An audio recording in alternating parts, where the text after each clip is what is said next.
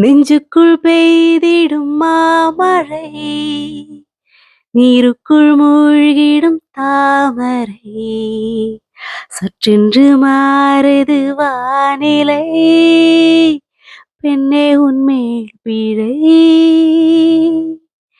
நில்லாமல் வீசிடும் பேரலை, நெஞ்சுக்குள் நீந்திடும் தாரகை, பொன் வண்ணம் சூடிய காரிகை, பெண்ணே நீ காஞ்சனை. ஓ சாந்தி சாந்தி ஓ சாந்தி, என்னுயிரே உயிரே நீ ஏந்தி, என சென்றாய் சென்றாய் என்னை தாண்டி, இனி நீதா இந்த நஞ்சாதி. நெஞ்சுக்குள் பெய்திடும் மாமழை, நீருக்குள் மூழ்கிடும் தாமரை, சற்றென்று மாறுது வானிலை, പെണ്ണെ ഉന്മേൽ പിഴை. വലിയൊരു സ്വാഗതം. അങ്ങനെ എൻ്റെ പാട്ട് കേട്ടിട്ട് എല്ലാവരും ബോധം പോയിരിക്കാമെന്നറിയാം.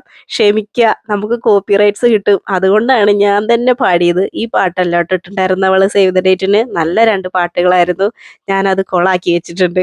എന്തായാലും എല്ലാവരോടും സോറി. സൂര്യ സാർ ക്ഷമിക്കണം. ഞാൻ നമ്മുടെ ചാനലിൽ എനിക്ക് പാട്ടൊന്നും അറിയില്ല. എന്തായാലും ജസ്റ്റ് ഒന്ന് പാടി നോക്കിയതാണ്. എന്തായാലും ആ ഒരു പാട്ടോട് കൂടി കാണുമ്പോഴാണ് അതിനൊരു രസമുള്ളൂ അല്ലേ. അപ്പോൾ ഇതാ നമ്മൾ ഓട്ടോറിക്ഷയിൽ പോയിക്കൊണ്ടിരിക്കുകയാണ്. കുഞ്ഞച്ചമ്മയും അമ്മയുണ്ട് കേട്ടോ. അപ്പോൾ അവരവിടെ വഴിക്ക് ഇറങ്ങും. തൊഴിലുറപ്പിൻ്റെ പണിയുണ്ട്. അപ്പോൾ ഞാൻ എന്തായാലും രോഹിണിയുടെ വീട്ടിലേക്ക് പോവാണ്. എൻ്റെ കൂടെ കുട്ടപ്പായി ഉണ്ട്. നമ്മളിന്ന് കല്യാണക്കുറിക്കലിനാണ് പോണത്, നമ്മുടെ രോഹിണി കുട്ടിയുടെ. അപ്പോൾ ദാ ഞാൻ ഈ ചുരിദാറാണ് ഇട്ടിരിക്കുന്നത്. അപ്പോൾ എന്തായാലും നമുക്കിനി അവിടെ എത്തിയിട്ട് കാണാം. ദാ എത്താനൊന്നുമില്ല, അത് അമ്മ വഴിക്ക് ഇറക്കി. ഇനിയിപ്പോൾ കുറച്ചും കൂടി ഒരു 5 മിനിറ്റും കൂടി, 5 മിനിറ്റ് ഇല്ല, ഒരു 3-4 മിനിറ്റും കൂടി നമ്മൾ ഓട്ടോറിക്ഷയിൽ ഇരുന്ന് കഴിഞ്ഞാൽ നമ്മൾ രോഹിണി കുട്ടിയുടെ വീട്ടിലെത്തും. അപ്പോൾ എന്തായാലും അവിടെ നിന്ന് ഒരുപാട് പേരുണ്ടാവും. എല്ലാവരും രോഹിണിയുടെ വീട്ടിൽ നിന്ന് കുറച്ച് ആളുകൾ വരും, 5 ആൾ വരും. അപ്പോൾ നമ്മുടെ കല്യാണക്കുറുക്കിൽ എന്ന് പറഞ്ഞു കഴിഞ്ഞാൽ കല്യാണത്തിന് വേണ്ട കാര്യങ്ങൾ, അന്ന് എന്തൊക്കെയാണ് ചെയ്യേണ്ടത്, എന്തൊക്കെയാണ് നടത്തേണ്ടത്, അങ്ങനെ കുറച്ച് കാര്യങ്ങളൊക്കെ തീരുമാനിക്കാൻ വേണ്ടിയിട്ടാണ്. അപ്പോൾ ദാ നമ്മുടെ പുതിയ വീട്ടിലെ പെയിൻ്റ് അടിയും കഴിഞ്ഞു. പഴയ വീട് പെയിൻ്റൊക്കെ അടിച്ചപ്പോൾ നല്ല ക്യൂട്ടായിട്ടോ. അതാണ് നിങ്ങൾ ആദ്യം കണ്ടത്. അപ്പോൾ നമ്മൾ ചെയ്തവരിക്കാട് ഓട്ടോറിക്ഷ വിളിച്ചിട്ട് നമ്മുടെ വല്യമ്മയുടെ വീട്ടിലെത്തിയിട്ടുണ്ട്. ഇത് അങ്ങോട്ട് കയറുകയാണ്. മതിലൊക്കെ ഗംഭീരാക്കിട്ടോ. ഇത് കുമാർ പണിത ഗേറ്റാണേ. അങ്ങനെ ഞങ്ങൾ അവിടെ എത്തി. കുറച്ച് കുശലൊക്കെ പറഞ്ഞ് ഏട്ടത്തിയമ്മമാരൊക്കെ വന്നു. അവരുടെ അടുത്തൊക്കെ വിശേഷങ്ങളൊക്കെ ചോദിച്ച് ഏട്ടന്മാരും വന്നു. അങ്ങനെ ഇരിക്കുമ്പോഴാണ് നമ്മുടെ കണ്ണൻ്റെ വീട്ടിൽ നിന്ന് ആൾക്കാർ വരുന്നത്. 5 ആളുണ്ടായിരുന്നു. അച്ഛനും പിന്നെ അവർക്ക് വേണ്ടപ്പെട്ട ആൾക്കാരൊക്കെ ഉണ്ടായിരുന്നു കേട്ടോ. അപ്പോൾ ഞങ്ങളെല്ലാവരും കൂടിയിട്ട് അവരേനെ അകത്തേക്ക് ആനയിച്ചിരുത്തി. അവരതാ സെറ്റിയിൽ ഇരിക്കണു. അങ്ങനെ നിരനിരാന്ന് ഏട്ടന്മാരും വല്യച്ഛനൊക്കെ കൂടിയിട്ട് എല്ലാവരോടും വിശേഷങ്ങളും കാര്യങ്ങളൊക്കെ ചോദിച്ച് മനസ്സിലാക്കുകയാണ്. അങ്ങനെ എന്താ വേണ്ടത്, നമുക്ക് കല്യാണത്തിന് എന്താ ചെയ്യേണ്ടത് എന്നൊക്കെ കാര്യങ്ങളൊക്കെ ചോദിക്കുകയാണ്. എനിക്കതിനെപ്പറ്റി കൂടുതൽ വിശദീകരിക്കാൻ അറിയില്ല കേട്ടോ. അപ്പോഴേക്കും ഞങ്ങളിവിടെ ജ്യൂസൊക്കെ തയ്യാറാക്കിയിട്ടുണ്ടായിരുന്നു. ഞങ്ങളല്ല, കുഞ്ഞുവിൻ്റെ സ്പെഷ്യൽ മാംഗോ ജ്യൂസാണത്. പിന്നെ നന്ദന തമ്പുരാട്ടി ഇല്ലാത്ത കാരണം അവളുടെ കൈകാര്യം ഇവിടെ ഉണ്ടായില്ല കേട്ടോ. അവളാണ് കുക്കിങ്ങിൻ്റെ മെയിൻ ആൾ കേട്ടോ. അപ്പോൾ കുഞ്ഞപ്പൻ എന്താ പറയണമെന്നറിയോ, ചിക്കൻ്റെ കാലം ഉണ്ടപ്പോൾ ചിക്ക കോയി അത് വേണം പറഞ്ഞിട്ടാണ് ഈ നിലവിളിക്കുന്നത്. അങ്ങനെ നമ്മൾ ഉണ്ടാക്കിയിട്ടുള്ള ജ്യൂസൊക്കെ അവർക്ക് കൊണ്ടുകൊടുത്തു കേട്ടോ. അങ്ങനെ അടുക്കള ഭാഗത്ത് നിന്നിട്ട് ഞങ്ങളും അകത്താക്കി. കൂടെ നമ്മുടെ കുട്ടപ്പായി ഉണ്ട്. അവൻ്റെ കയ്യിൽ കണ്ടില്ലേ ഗ്ലാസ്. നല്ല ജലദോഷവും കഫക്കെട്ടൊക്കെ ഉണ്ടായിരുന്നു. പക്ഷെ അതൊന്നും മൈൻഡ് ചെയ്തില്ല. ജ്യൂസ് കണ്ട പിന്നെ ആരാലും അതൊക്കെ ശ്രദ്ധിക്കുക. അപ്പം ഞങ്ങൾ പെൺവിഭാഗം അവരെന്തൊക്കെയാണ് പറയുന്നതെന്ന് കേട്ട് നമ്മൾ ബാക്കിൽ നിന്നിട്ട് കാര്യങ്ങളൊക്കെ കേട്ട് മനസ്സിലാക്കി. ഞാൻ പക്ഷേ വീഡിയോ എടുക്കുന്ന തിരക്കിലായിരുന്നു. വീഡിയോ എടുക്കുമ്പോൾ നമുക്ക് വേറെ ഒന്നും ശ്രദ്ധിക്കാൻ പറ്റില്ല, സ്ക്രീനിലേക്ക് ശ്രദ്ധിക്കാൻ പറ്റുള്ളൂ. എന്നാലും അവിടെ ഇവിടെ ഓരോരുത്തരുടെ തലഭാഗം കാണാല്ലേ, മിസ്സിംഗ് ആണ്. കുറുമ്പൻ അതിൻ്റെ ഇടയിൽ കൂടെ ഓടി കളിക്കുന്നുണ്ട്. ഈ നിൽക്കണ മുതലിൻ്റെ മോനാണിത്, നമ്മുടെ ജിത്തപ്പൻ്റെ. ബ്ലൂ ഷർട്ട് ഇട്ടിട്ട് കൈ കൊണ്ട് ഇങ്ങനെ കാണിക്കണില്ലേ. വിവരങ്ങളെല്ലാം അന്വേഷിച്ച് തീരുമാനിക്കുന്ന നമ്മുടെ മുതൽ അവൻ്റെ മോനാണ് കേട്ടോ. അങ്ങനെ വളരെ ആക്റ്റീവായിട്ടുള്ള ഒരു വ്യക്തിയാണ് ജിത്തപ്പനും, അതേപോലെ തന്നെയാണ് മോനും കേട്ടോ. അങ്ങനെ കണ്ണൻ്റെ അച്ഛൻ ഓരോ വിവരങ്ങൾ ഇങ്ങനെ നമ്മുടെ വലിയച്ഛനോടും ഷാജിയേട്ടനോടും ധനീഷേട്ടനോടൊക്കെ പറയുന്നത്, അതൊക്കെ ഞങ്ങളുടെ ഏട്ടന്മാരാണ് കേട്ടോ. കല്യാണത്തിന് അന്ന് നടത്താൻ പോകുന്ന പരിപാടികളെ കുറിച്ചിട്ടാണ് നമ്മളവിടെ ചർച്ച ചെയ്യണത് മെയിനായിട്ട്. കെട്ട് എവിടെ വെച്ചിട്ടാണ് നടത്തുന്നത്, എത്ര സമയം, എത്ര എത്ര സമയത്തിനുള്ളിൽ ഏത് അമ്പലത്തിൽ വെച്ചിട്ടാണ്, എവിടെയാണ് ഫംഗ്ഷൻ വെക്കുന്നത്, അങ്ങനെയൊക്കെ ഓരോ കാര്യങ്ങളാണ് അവിടെ ചർച്ച ചെയ്യണത്. അതൊക്കെ കഴിഞ്ഞപ്പോൾ നമ്മളിതാ ഭക്ഷണം കഴിക്കാൻ വേണ്ടിയിട്ട് അവരേനെ അവിടെ നമ്മുടെ ടേബിളിൽ ഇരുത്തിയിട്ടുണ്ട്. അപ്പോൾ ചിക്കൻ ബിരിയാണി ആയിരുന്നു കേട്ടോ, നല്ല ചിക്കൻ ബിരിയാണി ആയിരുന്നു നമ്മുടെ സുലക്കാട കടയിലത്തെ.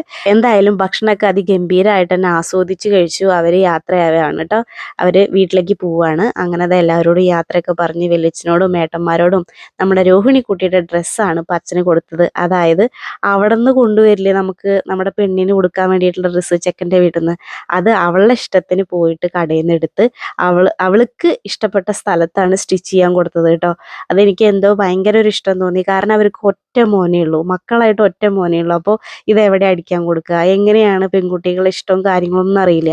അപ്പോൾ അവൾക്ക് ഇഷ്ടമുള്ള രീതിയിൽ തയ്ച്ചോളാൻ പറഞ്ഞിട്ട് കൊടുത്തതാണ്. അതെനിക്ക് എന്തോ ഭയങ്കര ഇഷ്ടം, ആ ഒരു ക്വാളിറ്റി എനിക്ക് ഭയങ്കര ഇഷ്ടമായി കേട്ടോ. അവളുടെ ഇഷ്ടത്തിന് ചെയ്യാൻ അവർക്ക് ഒരു മനസ്സ് തോന്നിയല്ലോ. എന്തായാലും ഭയങ്കര ബ്ലെസ്ഡ് ആയിട്ടുള്ള ഒരു കുട്ടിയാണ് രോഹിണി. അപ്പം നിങ്ങളുടെ എല്ലാവരുടെയും പ്രാർത്ഥന അവൾക്ക് വേണം കേട്ടോ. നമ്മുടെ വീഡിയോയിൽ പണ്ടൊക്കെ നല്ല ആക്റ്റീവായിട്ടുള്ള കുട്ടിയായിരുന്നു. ഇപ്പോൾ പിന്നെ കുറച്ച് വലുതായപ്പോൾ അവൾക്ക് മടിയാണ് വരാനും സംസാരിക്കാനൊക്കെ. അത് നമുക്ക് ചെറുപ്പത്തിലുള്ള ആ ഒരു ഇഷ്ടങ്ങളായിരിക്കില്ല നമുക്ക് കുറച്ച് വലുതായി കഴിഞ്ഞാൽ. അപ്പോൾ അതുകൊണ്ടാണ്, അല്ലാതെ അവൾക്ക് യാതൊരു ബുദ്ധിമുട്ടുണ്ടായിട്ടല്ല കേട്ടോ. അപ്പോൾ എന്തായാലും അവരൊക്കെ യാത്ര പറഞ്ഞിട്ട് പോവാണ് കേട്ടോ. അപ്പോൾ ഞങ്ങളെല്ലാവരും അവരെ യാത്ര അയക്കാൻ വേണ്ടി വീടിൻ്റെ ഫ്രണ്ടിൽ വന്ന് നിൽക്കുകയാണ്.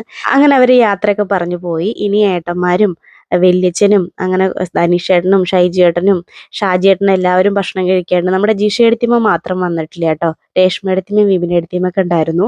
അപ്പോൾ ജിഷയെടുത്തിയമ്മയ്ക്ക് വർക്ക് ഉണ്ട്, അപ്പോൾ അത് കഴിഞ്ഞിട്ട് ഉച്ചയ്ക്ക് ശേഷം വരുള്ളൂ കേട്ടോ.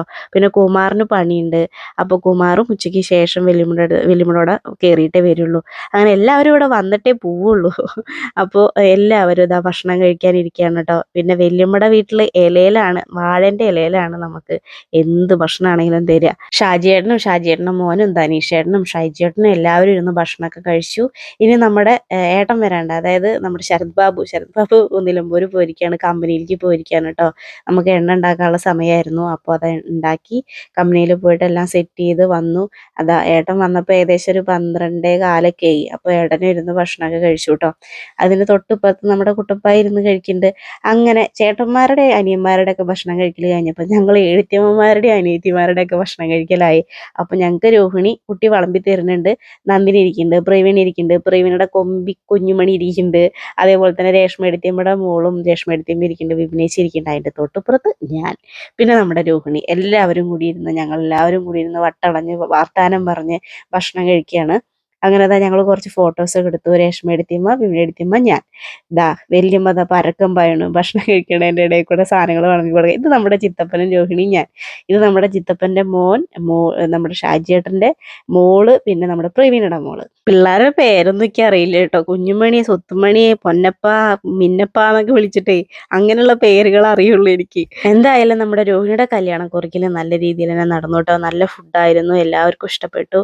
അങ്ങനെ എന്തോ മനസ്സിന് വലിയൊരു സന്തോഷവും ചെറിയൊരു സങ്കടവും. എന്താ വെച്ചാൽ ഇനി അങ്ങോട്ട് പോയി കഴിഞ്ഞ് കഴിഞ്ഞാൽ എപ്പോഴും രോഹിണി വീട്ടിലുണ്ടാവും. നമ്മളെ ക്ലാസ്സൊക്കെ കഴിഞ്ഞ സമയത്ത് എപ്പോഴും വീട്ടിലുണ്ടാവും. ഇനി പോയി കഴിഞ്ഞാൽ വല്യച്ഛനും വല്യമ്മയും ഉണ്ടാവും, കുഞ്ഞും നന്ദനയും ക്ലാസ് പോയിണ്ടാവും.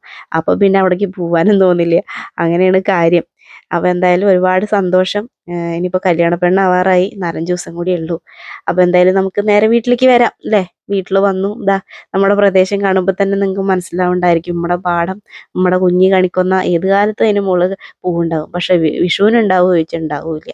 അപ്പോൾ ഒരു പായസം ഉണ്ടാക്കാമെന്ന് വിചാരിച്ചു. ഞാൻ വെറുതെ പറഞ്ഞതാണ് കേട്ടോ. ഇത് വേറൊരു ദിവസം മുന്നേ ഇടിച്ചക്കൊക്കെ ഉണ്ടാക്കിയിട്ടുള്ള ഒരു ദിവസം എടുത്തിട്ടുള്ള വീഡിയോ ആണ്. ഞാൻ അന്ന് പറഞ്ഞില്ലേ നിങ്ങളോട്, ഞാൻ കൂവ പായസം ഉണ്ടാക്കിയിട്ട് കൂവ പായസത്തിൻ്റെ കൂടെ നമ്മുടെ ഇടിച്ചക്ക ഉപ്പേരി കഴിക്കുമ്പോൾ നല്ല രുചിയാണെന്ന്. അപ്പോൾ അന്ന് എടുത്തിട്ടുള്ള വീഡിയോ ആണ് കേട്ടോ. അപ്പോൾ ഈ കൂവപ്പായസം വെക്കണം എന്ന് എല്ലാവരും വീട്ടിലുണ്ട്. അപ്പോൾ എന്തായാലും കൂവപ്പായസം ഉണ്ടാക്കാൻ പറഞ്ഞിട്ട് ഏട്ടൻ ഉണ്ടാക്കിയതാണ് കേട്ടോ. പിന്നെ എനിക്കൊരു ആഗ്രഹം കൂവപ്പായസം ഇടിച്ചക്കയും കൂടിയിട്ട് കഴിക്കണം എന്ന്. അങ്ങനെ അത് ആവശ്യത്തിന് വെള്ളം അടുപ്പത്ത് വെച്ചിട്ട് ആവശ്യത്തിന് വേണ്ട ശർക്കര അതിലേക്ക് ഇട്ട് കൊടുക്കുന്നുണ്ട് കേട്ടോ. ഏട്ടനാണ് പായസത്തിൻ്റെ ആൾ, ഏട്ടനാണ്. പായസം വെക്കാൻ ഏട്ടനെ കഴിച്ചിട്ടേ ഉള്ളൂ ഇവിടെ വേറെ ആരും. അമ്മയെക്കാളും നന്നായി വെക്കുക ഏട്ടനാണ് കേട്ടോ. അമ്മ പക്ഷെ കൂട്ടാനാണെങ്കിലും ഉപ്പേരി ആണെങ്കിലും കറികളൊക്കെ സൂപ്പറായിട്ട് വെക്കും. വെറുതെ ഒരു പുളി പിഴിഞ്ഞിട്ട് വെച്ചാലും അമ്മ വെക്കുന്ന കറികൾ സൂപ്പറാണ്. പക്ഷെ പായസം അത് ശരത് ബാബു. അങ്ങനെ 6 അച്ച് ശർക്കര ഇട്ട് വെള്ളത്തിൽ നന്നായിട്ട് ഇളക്കി കൊടുത്തു. അതിനുശേഷം നമ്മൾ 1 ഗ്ലാസ് പൊടി എടുത്തിട്ട് അതിലേക്ക് ഇട്ട് കൊടുത്തു കേട്ടോ. എന്നിട്ട് നന്നായിട്ടൊന്ന് ഇളക്കി കൊടുത്തു. നിങ്ങൾ പറയൂ കേട്ടോ, നിങ്ങൾക്ക് കൂവ പായസം കട്ടിയായിട്ട് കഴിക്കണതാണ് ഇഷ്ടം അതോ പിന്നെ വെള്ളത്തോടക്കനെ കഴിക്കുന്നതാണ് ഇഷ്ടം? എനിക്ക് കൂടുതലും വെള്ളത്തോടക്കനെ കഴിക്കണതാണ് ഇഷ്ടം ട്ടോ. പക്ഷെ ഇവിടെ വെച്ച് കഴിഞ്ഞാൽ കൂടുതലും കട്ടിയായിട്ടാണ് ഉണ്ടാവാറ്. അപ്പോൾ ഇനി വെക്കുമ്പോൾ വെള്ളത്തോടക്കനെ വെക്കുള്ളൂ എന്നുള്ള വാശിയിലാണ് ഞാൻ. അങ്ങനെ അതാ തേങ്ങയൊക്കെ ഉടച്ച് ഞാൻ ആ തേങ്ങ വെള്ളം കുടിക്കുകയാണ്. ഇത് പതിവാണ്. തേങ്ങ വെള്ളം അങ്ങനെ ആരും കളയാറില്ല. ഒന്നല്ലെങ്കിൽ ഞാൻ, അല്ലെങ്കിൽ കുട്ടപ്പായി, ഇനി ആരും ഇല്ലെങ്കിൽ അമ്മ കുടിക്കും. അങ്ങനെ അതാ നമ്മൾ തേങ്ങ വെള്ളമൊക്കെ കുടിച്ച് തേങ്ങ ചിരകാൻ പോവാണ്. ഒരു മുറി തേങ്ങ അതിലേക്ക് ചിരകിയിടുന്നുള്ളൂ. അധികമായി കഴിഞ്ഞാൽ ഒരു രുചി ഉണ്ടാവില്ല. അങ്ങനെ അത് നമ്മുടെ സൂപ്പർ ഫാസ്റ്റ് ചിരവെടുത്തിട്ട് ഞാൻ ചിരവുകയാണ് കേട്ടോ തേങ്ങ. ഈ ചിരവ് അടിപൊളി ചിരവേ. കാണാൻ വലിയ ലുക്കൊന്നും ഇല്ലെങ്കിലും അതിൻ്റെ കഴിവ് അതിഗംഭീരമാണ്. ഇതിൻ്റെ പല്ല് നല്ല മൂർച്ചയാണ്. അപ്പോൾ പെട്ടെന്ന് ചിരവി കഴിയും. ഇവിടെ വല്ല ഫംഗ്ഷനും ഉണ്ടെങ്കിലേ അമ്മായിമാരൊക്കെ ഈ ചിരവയുടെ മുകളിലേക്ക് ഇങ്ങനെ നോട്ടിടും. പക്ഷെ ഞാൻ വിട്ടുകൊടുക്കില്ല. ഞാൻ വെറുതെ പറഞ്ഞതാണ് കേട്ടോ. അങ്ങനെ അതാ ഒരു ഓമക്കായ മേടിച്ചിട്ടുണ്ടായിരുന്നു. ആ ഓമക്കായ ചെത്തി അതിൻ്റെ കുരുവൊക്കെ അമ്മ പാവാൻ വേണ്ടിയിട്ട് ഒരു പാത്രത്തിലേക്ക് ഇട്ടിട്ട് കുട്ടപ്പായ അതെല്ലാവർക്കും ഓരോ കഷ്ണം കൊടുത്തുകൊണ്ടിരിക്കുക. അപ്പോൾ കൊടുക്കണതിൻ്റെ ഇടയിൽ ഇക്കും കിട്ടിയൊരു ഒരി. അപ്പോൾ പകുതി മുറി എന്താ ചെയ്യേണ്ടതെന്ന് മൂപ്പരാൾ അവിടെ നിന്ന് നോക്കണം ചോദിക്കണമൊക്കെ ഉണ്ട്. അതെടുത്ത് വെക്കലൊന്നും ഉണ്ടാവില്ല. അതും കഴിക്കും. ഓമക്കായ എന്ന് പറഞ്ഞവന് ജീവനാ. പഴുത്ത മാങ്ങ, ഓമക്കായ, പേരക്കായ ഇങ്ങനെയുള്ള സാധനങ്ങളൊന്നും കണ്ടാൽ വിടില്ല. ഭയങ്കര ഇഷ്ടമുള്ള സാധനങ്ങളാണ്. ഫ്രൂട്ട്സ് നന്നായി കഴിക്കും. അത് വലിയൊരു ഭാഗ്യമാണ്. ഭക്ഷണം നന്നായി കഴിക്കും അവൻ. അത് വലിയൊരു ഭാഗ്യമാണ്. എത്രയോ കുട്ടികൾ എൻ്റെ ഫ്രണ്ട്സ് തന്നെ പറയും ഭക്ഷണം കഴിക്കില്ലടിയെ, ഭക്ഷണം കഴിക്കാൻ വേണ്ടി ഇനി എന്താ ചെയ്യേണ്ടതെന്ന് അറിയില്ല എന്ന്. പക്ഷെ കുട്ടപ്പായിനെ കൊണ്ട് ചെറുപ്പം മുതലേ എനിക്ക് അങ്ങനെ ഒരു ബുദ്ധിമുട്ടോ കാര്യങ്ങളൊന്നും ഉണ്ടായിട്ടില്ല കേട്ടോ. കാരണം എന്താ, അച്ഛൻ്റെ അല്ലേ മോൻ. പിന്നെ അമ്മയും മോശമൊന്നുമില്ല. അമ്മയും ഫുഡ് ഭയങ്കരമായിട്ട് കഴിക്കുന്ന, ഇഷ്ടപ്പെടുന്ന, കഴിക്കാൻ ആഗ്രഹിക്കുന്ന ഒരാളാണ്. എല്ലാതരം ഫുഡും കഴിക്കുന്ന ഒരാളാണ് കേട്ടോ. അതെനിക്ക് ഇപ്പോൾ ഇവിടെ കല്യാണം കഴിഞ്ഞ് വന്നതിന് ശേഷമാണ് ഞാൻ ഇങ്ങനെ ആസ്വദിച്ച് ഫുഡ് കഴിക്കാൻ തുടങ്ങിയത് കേട്ടോ. അങ്ങനെ അതാ ഒരു പാത്രത്തിൽ നമ്മുടെ കൂവ പായസം റെഡി ആയപ്പോൾ എടുത്തിട്ടുണ്ട്. അപ്പോൾ കൂവ പായസം ഉണ്ടാക്കേണ്ട കാര്യങ്ങളൊന്നും ആർക്കും പറഞ്ഞു തരേണ്ട കാര്യമില്ല. വളരെ എളുപ്പമാണ്. ആ ശർക്കര ഇട്ടിട്ടും പൊടി ഇട്ടിട്ടും നന്നായിട്ട് ഇളക്കി കൊടുക്കുക. കൈ വിടാതെ ഇളക്കി കൊടുക്കുക. പിന്നെ ഈ ഒരു കൺസിസ്റ്റൻസിയിൽ കുറച്ച് ഇങ്ങനെ ലൂസായിട്ടുള്ള കൺസിസ്റ്റൻസിയിൽ വരുമ്പോൾ നമ്മുടെ കൂവ പായസം റെഡി. അതിലേക്ക് നമ്മൾ ചിരകി വെച്ചിട്ടുള്ള തേങ്ങ ഇട്ട് കൊടുക്കുക. എന്നിട്ട് നമുക്ക് ആവശ്യത്തിനനുസരിച്ച് കഴിക്കുക. അത്രയേ ഉള്ളൂ പരിപാടി. മധുരമൊക്കെ കറക്റ്റാണ് കേട്ടോ.